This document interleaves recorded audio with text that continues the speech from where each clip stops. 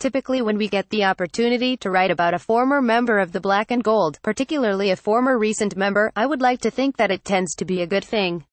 Unfortunately, that is not the case today. Longtime Pittsburgh Steelers cornerback Ike Taylor, who has spent the past few years working as analyst for NFL Network, and whose work I have referenced a handful of times during that span, is part of a lawsuit filed by a former employee for the network, who spent a decade there as a wardrobe stylist prior to her being fired last year. The plaintiff, Jamie Cantor, named Taylor among about 6 or so individuals, 5 of them being former NFL players, 3 of those being current employees at the network, accusing them of UAL harassment. The other players named were Heath Evans, Marshall Faulk, Warren Sapp, and Donovan McNabb. Specifically regarding Taylor, Cantor alleges that the former cornerback sent a video that showed him the accusations of others were of a similar or even more direct nature. Eric Weinberger, president of the Bill Simmons Media Group, was already suspended over the allegations.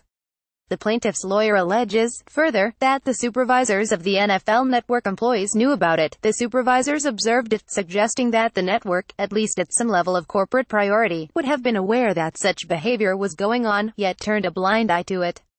The players in question remaining with the network, Taylor, Evans, and Faulk, have been suspended from their duties as well as they have opened up an investigation into exploring the veracity of Cantor's claims.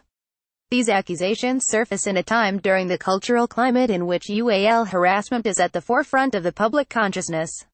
The Me Too movement, of UAL harassment victims sharing their stories, was even named Time magazine's Person of the Year. Many powerful individuals have been accused of UAL harassment, some of whom have acknowledged the truth of the accusations, while others have denied them. All, however, have in some form or fashion suffered the consequences of the allegations. I would like to make a request that we attempt to restrain ourselves in the comments section to this article. I understand that this broaches on some current hot-button issues in an already tense social climate, but we don't need to dump all of our societal waste here.